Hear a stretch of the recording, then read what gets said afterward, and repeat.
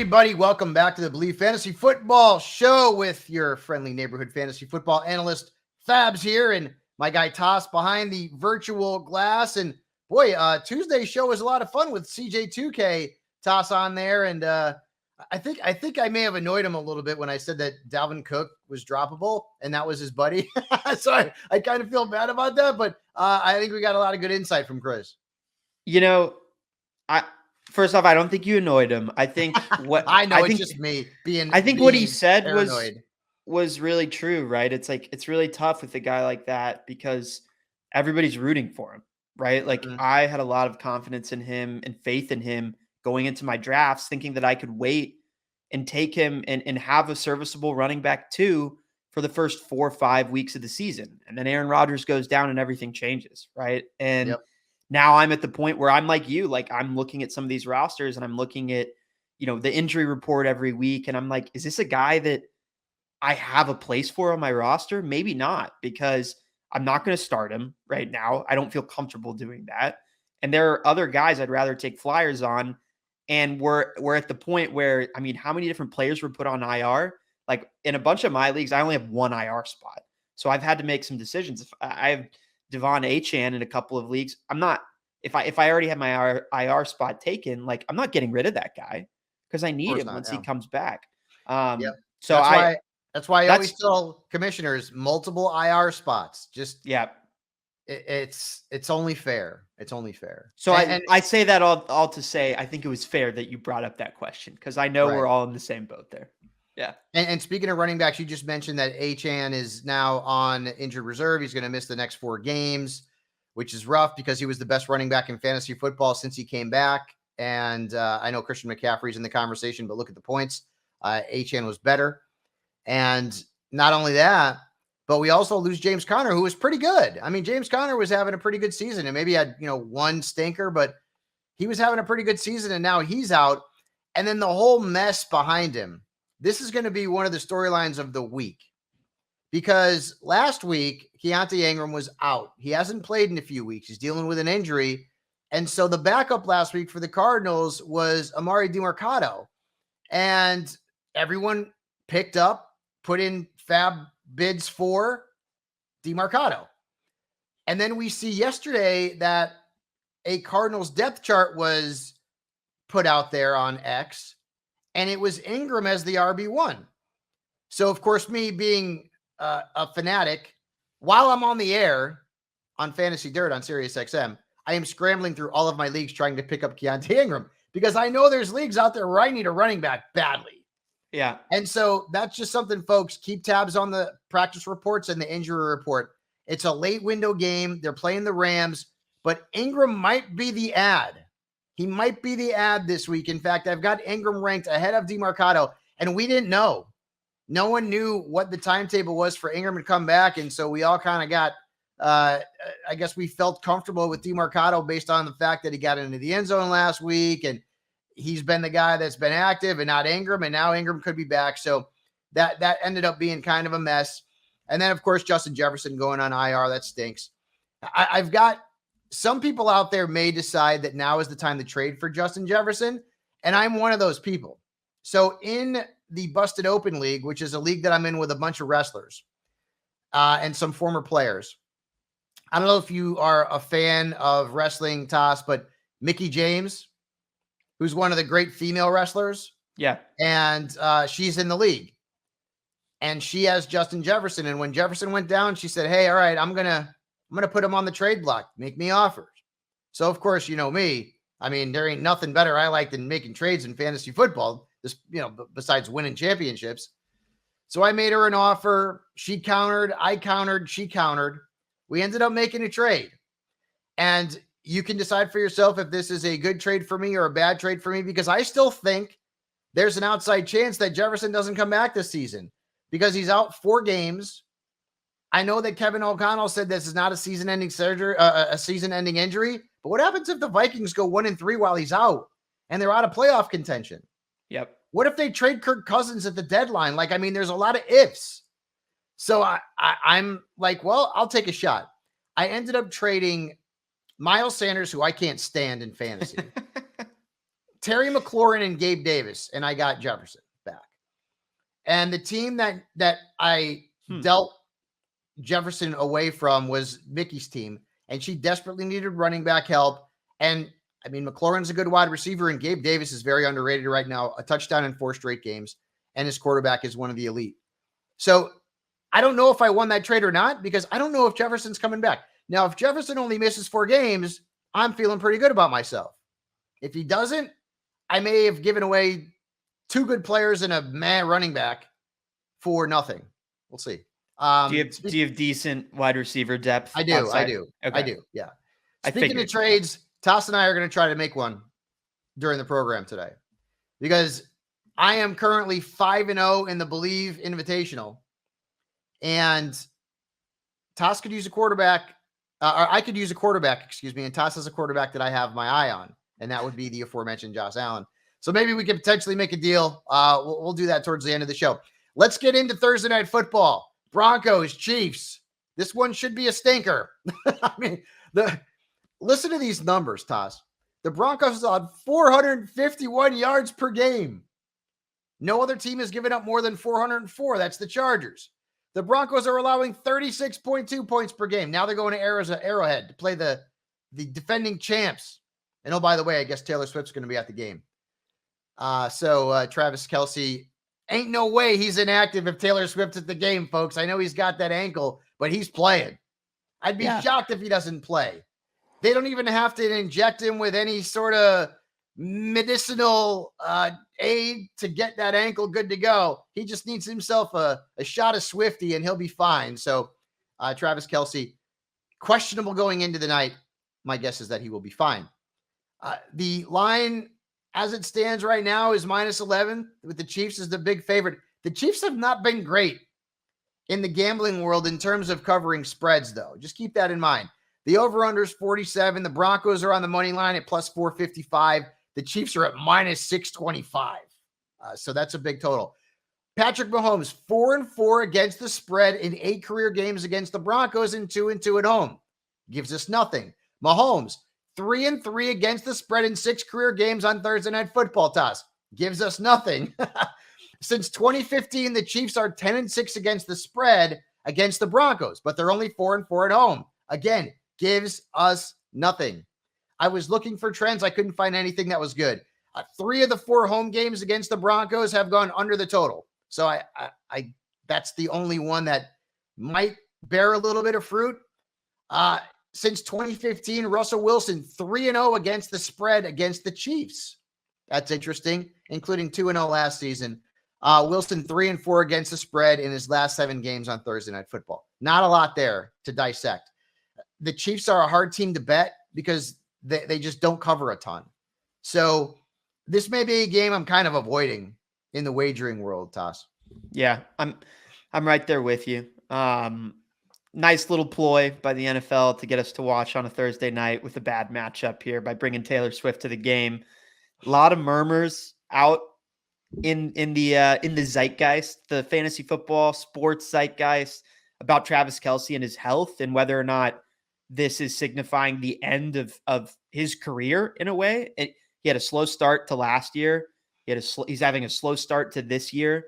I think like he's at an all-time low in beating his man within 5 yards of the line of scrimmage. So, that's not something that's... He's 34. Yeah. I mean, he's not a tight end. Yeah. Right. And tight ends don't normally last as long as he has, honestly. But I think this is kind of the perfect recipe for him to have a 2-3 touchdown game where... Well, I mean, the Broncos stink. I mean, they're terrible. They're terrible. And Kelce's got Taylor in the... I mean, you got to think they are dating. Like, I mean, I don't think Taylor Swift's going to 3 or 4 Chiefs games out of nowhere without them dating. So I don't know. I'm not TMZ, but whatever. Who are the other must starts in this game besides Travis? For the Broncos, I don't think there's a single must start. Like must start based on my OCD definition: Patrick Mahomes, Travis Kelce, and I love Isaiah Pacheco, because the Broncos are awful against running backs. They're giving up 42 points a game to running backs.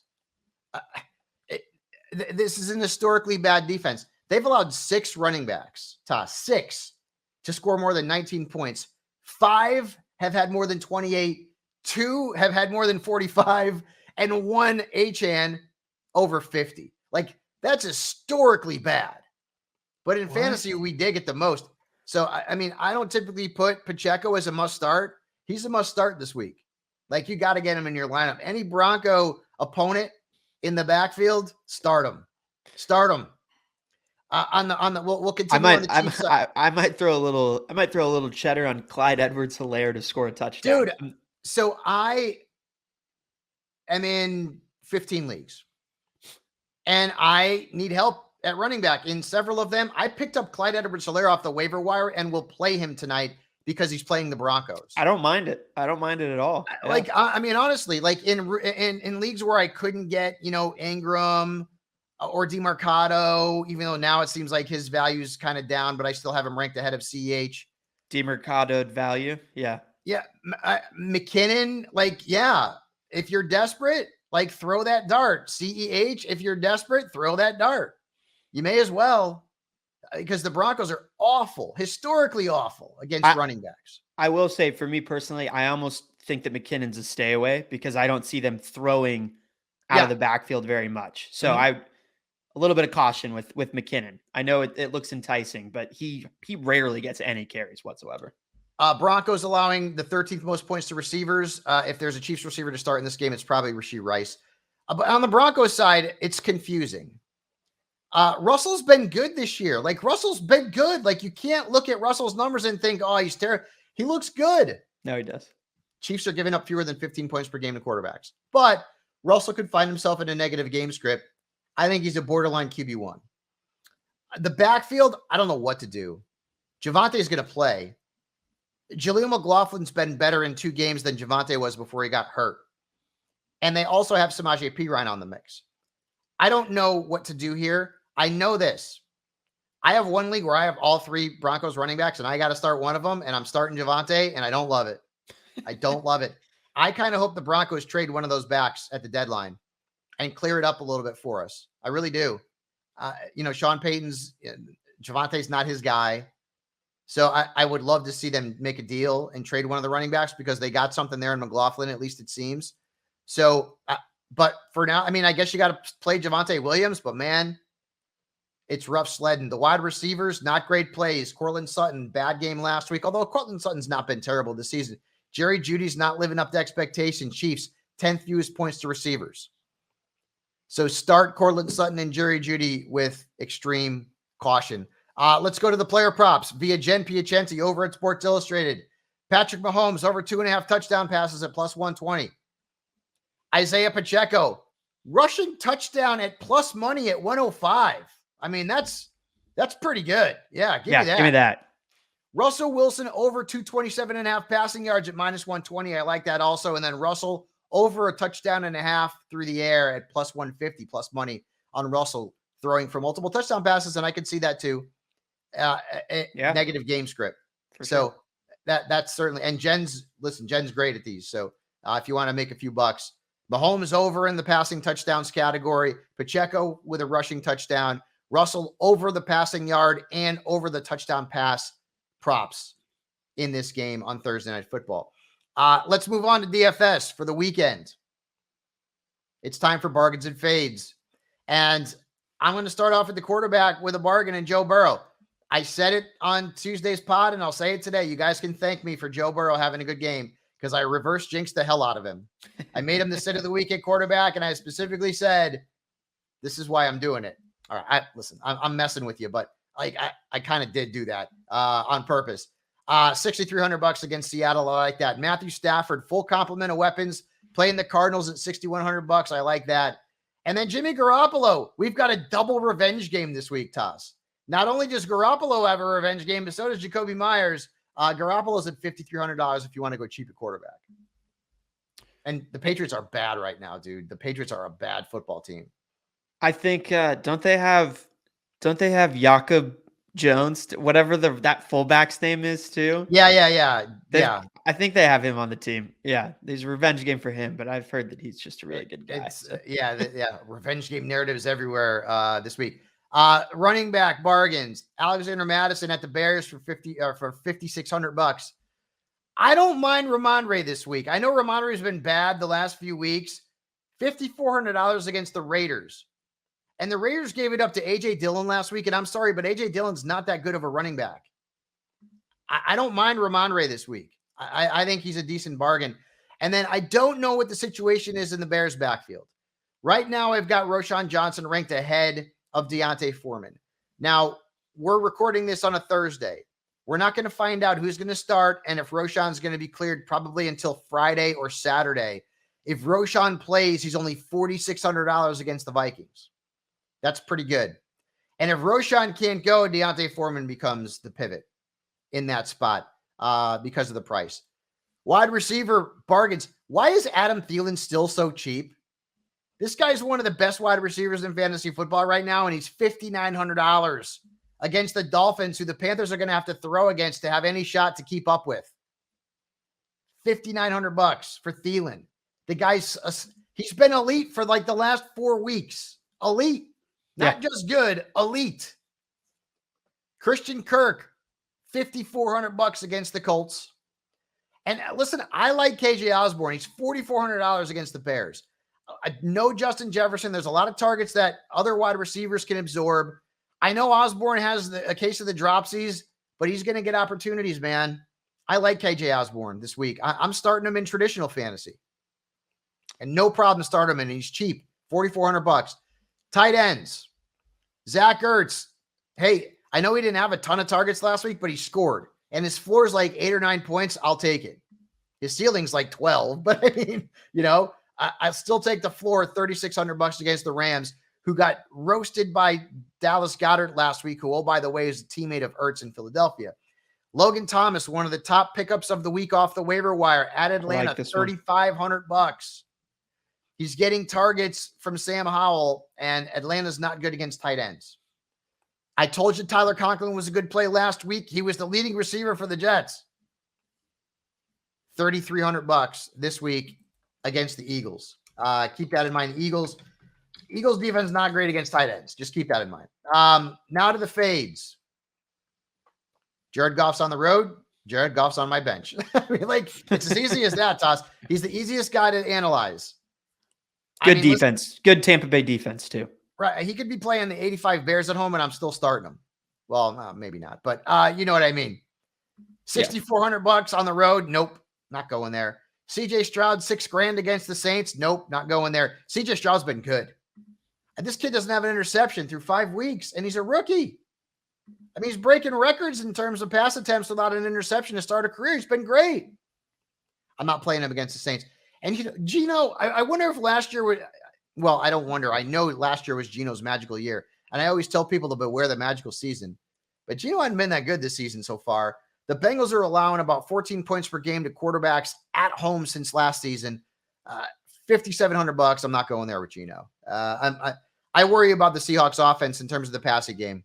I mean, DK Metcalf has been consistent, but he's not had a high ceiling. Tyler Lockett's had one good game. And Ken Walker's fine, but the passing game is concerning. Fine. Come on. Ken Walker's been great. No, he's been good. Yeah, he's been great. Yeah. People were saying that Charbonnet was going to take that job. No.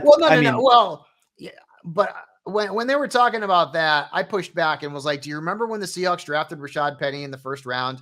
Guess what? Chris Carson was their starting running back that year, and he was great. So just because the Seahawks took a running back high, don't mean he's going to make an immediate impact, and that's been the case. Ken Walker's been the guy. And not to mention Ken Walker is much younger than Chris Carson was at that time. Yes. Yep. Fades at running back, Brian Robinson against Atlanta. Atlanta's given up the fewest points to running backs. That's crazy. I would have never thought that in a million years in the preseason. $5,700 too expensive. Rashad White against the Lions. Nope, not going there. $5,500. Jerome Ford against the Niners. I don't even have to give you analysis there. You just get it. Running back against the Niners, not doing that. Wide receivers, I've got 3 studs on this list. And maybe one of them isn't a stud anymore. Maybe 2. Devontae Smith against the Jets for $7,000. Devontae's not had a great start to the season statistically. And the Jets are tough against perimeter receivers.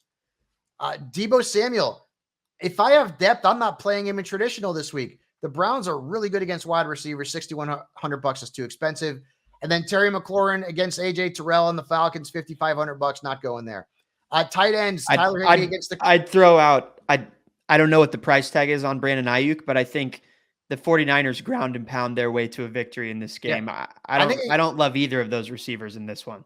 If Watson were definitely playing, I'd say the Browns are going to give the Niners a run for their money, but not win. They may be starting PJ Walker though, so I don't know. That might not be that great. Tight ends, Higbee against the Cardinals, 4,000. Cardinals actually haven't been awful against tight ends this year. Njoku against the Niners, and then Schultz against the Saints. I'm going to pass on them.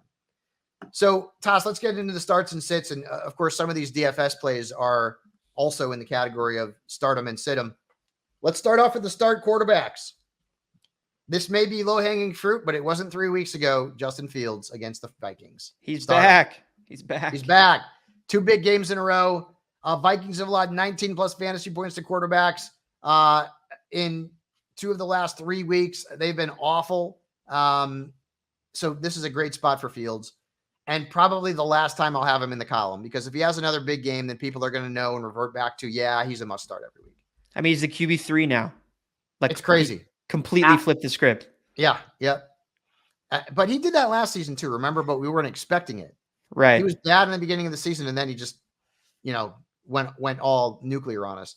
Well, but he's also just one of those guys, I feel like, where you always want consistency from the quarterback position. That's why a guy like Justin Herbert is so valuable. Games.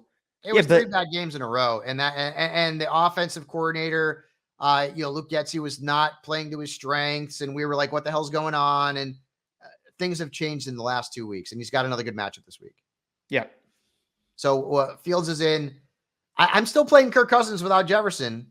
The Bears have allowed 20-plus points to 4 different quarterbacks this year. I think Cousins is fine. He's still top 12.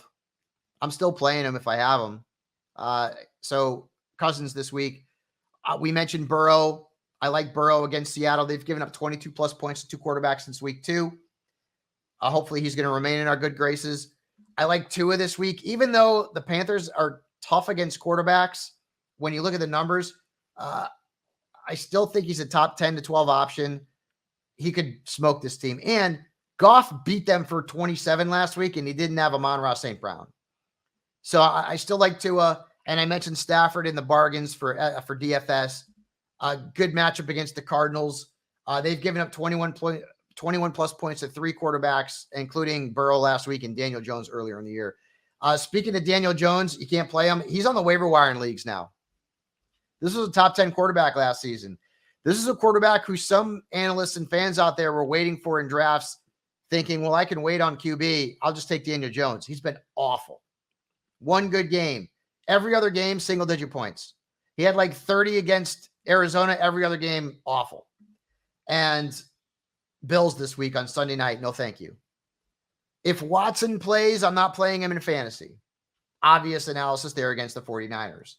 Mention Goff and mention Geno. Don't love either one of them. Even if you're desperate, Derek Carr at Houston's not a great matchup. Their defense giving up fewer than 10 points per game to quarterbacks based on passes alone, and Carr's not going to run the ball much. So they haven't given it up to quarterbacks through the air. Carr's best game of the season was last week. He scored 15 points. He's not been a good fantasy quarterback so far. Crushed it, Derek. Way to go, buddy. Running backs. Raheem Mostert's a must start. And I know maybe this is low-hanging fruit, but nobody drafted Raheem Mostert to be a regular starter. He's in the top 3 in points right now. Top 3. And the Panthers are awful against the run. Hell, if I need help and Jeff Wilson gets activated, I may play Jeff Wilson in a flex. If he doesn't and Ahmed is there, are you playing him? I don't know about that. That's going deep. I'd rather play Clyde Edwards-Helaire in that scenario. Panthers are terrible against the run. You mentioned they've been pretty decent against the pass, but yeah. I think they're worse than the league against running backs. No, the Broncos are, and then the Panthers are second. Panthers are second. Okay. Yep. Panthers are second. I mentioned Pacheco already on Thursday night. DeAndre Swift. I mean, the guy has been great since week 2. Start him against Arizona. Their defense has given up the 9th most points to running backs. I like James Cook this week, and I know he had a bad game last week, and the matchup was positive. they got into a negative game script in London and they just didn't use him in the second half. James Cook against the Giants, who've given up the 6th most points and 7 touchdowns to running backs. And the Giants are probably going to get boat raced in that game. You could see a lot of James Cook in the second half. I like the play as an RB2 flex. And same thing with Madison this week. Bears have allowed 15 plus fantasy points to 5 different running backs in 5 games. And Madison still, even though Cam Akers got acquired by the Vikings, Madison's still been the guy the last 2 weeks. So I'm not really worried about Akers taking any of the important touches away from him. Yeah, it'll be interesting to see without Jefferson if Akers gets more involved, just to give them another look as an option. But you have Ramondre, you mentioned him already as a start, and I just want to echo that sentiment. I think he's their best offensive weapon. Yep. Yeah. I think I don't think the Raiders are very good. I think they are going to give him a ton of touches over the next 2 or 3 weeks. And they might try and trade him. They might be in a desperate position here where they try and get as much draft capital as they possibly can and really, really tout him as this shiny toy for other teams in the league. And then depending on where he goes, if you're a fantasy owner of him, that might work out pretty well because he might have great volume for the next 3 weeks, then get traded to a team where he's utilized and gets into the end zone because they're a better offense. So it's always in the back of our minds now. There was a time in the NFL where trades were very rare. They happen all the time now, and it's actually made the league a lot more fun. The sit-em running backs, Rachaad White against the Lions, not going there. I know the volume's there. He's a flex at best. The Lions have allowed 1 running back to score more than 10 points against them. 1. Their defense is really good against the run. Brian Robinson, I know you probably got to play him. I mentioned it earlier. Atlanta's given up the fewest points to running backs. Miles Sanders, dude, he's forever on this list. Forever on this list. He's hurt too. So Chuba Hubbard might be the play. Keep tabs on the status of Miles Sanders. Dameon Pierce, who we told you not to play last week, did not have a good game. He's not breaking as many tackles. He's just, his yards per carry average is down. The Saints they've allowed the 3rd fewest points to running backs based on just pure runs. And Pierce gives you nothing through the air. Just keep that in mind. And then I mentioned Jerome Ford as a sit-em in the fades portion of the DFS segment. Dude, you can't play him against the Niners unless you're desperate. And a lot of people are. But I do not love the matchup for Jerome Ford. How can you against the 49ers? Wide receivers. And there's some big names on the sit-em list here, but we're going to start with the guys that we like. Jordan Addison. He's a must start. The Bears are giving up the 9th most points to perimeter receivers. No Justin Jefferson. Addison did pop up on the injury report, so keep tabs on his status. But if he plays, he's a go. Got to play him. He's the number 1 option for Kirk Cousins. And if he's not number 1, he's very, very close to number 2, which would be Hawkinson at 1. I like Michael Pittman Jr. this week. I liked him last week, and he wasn't great. He had like 10 points. Jaguars, though, their defense not great against wide receivers. They've given up the 5th most points to the perimeter, and Pittman's beaten them for 20-plus points in 3 straight games. So I like Pittman this week. He had a lot of success in that game where Gardner started. So I like him. I'm not worried about that at all. Trending I'm not up, worried about Gardner being the starter. No. Garrett Wilson, I liked him last week, and the numbers were not there. I'm playing him this week. The Eagles have allowed 8 touchdowns. That's the most in the National Football League and the 2nd most fantasy points to perimeter receivers. I like Garrett Wilson. And there's a chance the Jets are going to have to play in a negative game script and throw in the second half, which is good news for Garrett Wilson. I could see Garrett Wilson going for 6 for 75 yards in this game, maybe get into the end zone. So I'm starting Garrett Wilson. I'm starting Gabe Davis, who we talked about, who's been quietly very good. Like him and Jacoby Myers have been like under the radar, sneaky, like really damn good so far this season. I like Zay Flowers against the Titans. Last week the numbers weren't great. He dropped the pass. The Ravens had Butterfingers last week for Lamar Jackson. But Tennessee in their first 5 games has allowed 10 wide receivers to score double digits. 10. 7 with more than 14 points. So I like Zay Flowers this week. And then, remember, that game's over in jolly old England. I think they're playing at Hotspur again, which the Bills were not real thrilled about the playing service there. Wide receivers to sit. And I would say this, I say this to Tass all the time. This is more of like start them and pray. Deebo Samuel, 3 targets in the last 2 games combined.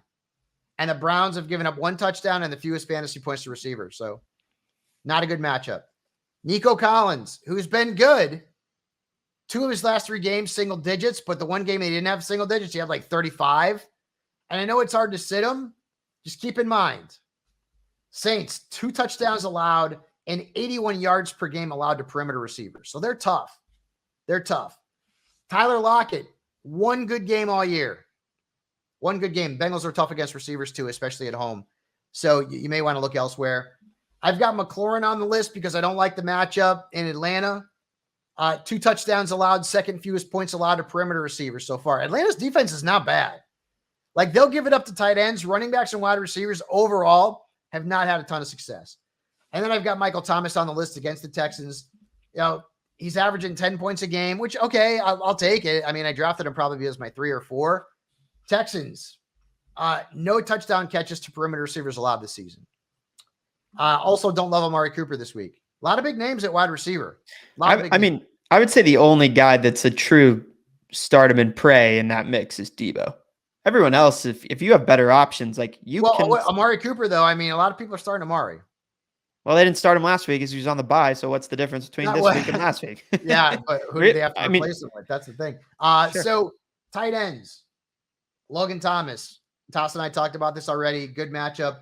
Atlanta's given up 12 plus points to 4 tight ends this year, including Laporta, who, by the way, is a stud, who put up 22 against them. I like Ertz against the Rams. I talked about him in DFS. I like Cole Kmet. How can you not? He's a little banged up too, so make sure you keep tabs on his status. But he's had 42.8 points in his last 2 games. And the matchup's not great on paper, but Kmet has scored 8+ points in 4 of his 6 career meetings against Minnesota. So I'll stick with Kmet. And again, I told you Tyler Lockett last week. I like him again this week. Eagles have given up 3 touchdowns and an average of more than 13 points per game in tight ends. By the way, Dallas Goedert, we told you to play him last week. Big game against the Rams. Play him this week against the Jets. Low-hanging fruit. Jets are bad against tight end. Sit him tight ends. I know Dalton Schultz has been good 2 straight weeks. New Orleans defense, fewest fantasy points allowed to tight ends. 1 tight end has scored more than 10.9 points against them. Just keep that in mind. I know Kyle Pitts had a good game last week, and you probably want to play him. And if you have to, you have to. Commanders. They did give it up to Cole Kmet last week on Thursday night. I will give you that. But they've held Goddard, Ertz, and Dalton Kincaid to single digits. So the majority of the tight ends who have faced them this year have not been great. Keep that in mind with Pitts, who is now in a committee, of course, with Jonnu Smith. David Njoku. Again, I'm not playing any Browns this week if I can help it. He's playing this year? He's been playing? Njoku played a few days after he burnt his face. I know. I'm being facetious. He's had a really poor year. Yeah. He's had 1 decent game all year. 1 decent game, not even a great game. I will say I want to be on record that I disagree with this Kyle Pitts fade this week. I think this is the week that he pops off. Jonnu Smith last week. Well, not he had more than that. 16 points last week. That's more than that. More than that in the end zone. Big points. Jonnu Smith limping into the week. They had that game-winning drive with Desmond Ridder where he had 2 catches. I think Ridder understands now. If Jonnu is inactive, then Pitts becomes more attractive. But right now, I'm not big on Pitts. Chigakonko against the Ravens. They tried to get Chig more involved in the offense last week. They tried. He had 9 targets. He had 5 catches, and the yardage still wasn't there. I'm sorry. I've got to give you Chigakonko, folks. It's just there's nothing out there. Tight end is a dumpster fire. You know what? Let's give a few quick defensive plays this week, Tass, before we talk about our trade or potential trade. Start the Bills against the Giants. Start the Eagles against the Jets. The Dolphins, Atlanta, and Detroit, all good plays this week. I'm sitting the Cowboys against the Chargers. I'm sitting them, and I'm a Cowboys fan. So are you. I'm not playing them. Not playing the Browns. Not playing the Jets, Seahawks, or Cardinals at defense this week. All right. So here's the deal. I'm 5-0 and believe. I've got Russell and Dak as my quarterbacks. Russell's been good. I always want to upgrade. My guy Tass could use help at wide receiver. I offered him Russell Wilson and Puka for Josh Allen. What say you? Here's the thing about both of your quarterbacks is that if I receive one of them on my team, I now feel the need to roster a second quarterback as a backup because I don't trust Russell Wilson and I don't trust Dak Prescott. And I don't like that from a roster flexibility standpoint. And Josh Allen is playing really good football right now. And he has kept my team, in a lot of games. We've had a couple of tough losses where we scored a lot of points and the team that we were facing scored a ton of points, one of which being the matchup where we played you. We're not bottom 4 in the league in points scored. So we did just lose Justin Jefferson, which is a tough blow to us. But Amari Cooper I'm giving you Puka. How about this? You just don't want Puka and Cooper Kupp. I know. I've got Dak. I'll trade you Dak, Russell, and Puka. So now you have two quarterbacks and an upgraded wide receiver.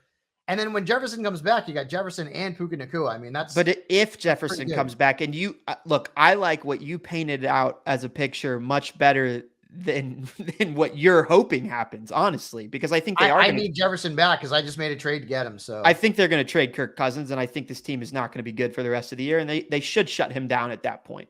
So I don't have a lot of confidence that he comes back. And it's a hamstring, no? Yes. Which I hate because those things linger and you certainly don't know what that's going to look like, even if he does come back. Look, I want to make a trade, but I just can't trade Josh Allen right now. All right. He's too good. Because honestly, you tell me Russell Wilson and Dak Prescott, like that's not you're giving me a guy that I could have picked up off of the waiver wire. Like Dak isn't even. Well, but that doesn't matter. I don't think that's an argument because you could have picked up Kyron Williams off the waiver wire too. And you think I'm trading him for peanuts because that's a waiver wire ad? No. But Kyron Williams is different. I could have picked up Puka Nacua off the waiver wire. You think because he was a waiver wire ad that I'm going to devalue him in a trade? Hell no. But those guys, just because you got them off the waiver wire, you're just being a good manager. Like. No, but it doesn't matter. Positional value. No. But it's positional value. That's where the conversation is because these guys are quarterbacks. I'm saying, like, what's the difference between week in, week out? Sam Howell might outscore Dak Prescott. Some weeks he has been. But I'm Russell Wilson right now is averaging 19.3 points per game. 19.3. He's been good. That's great.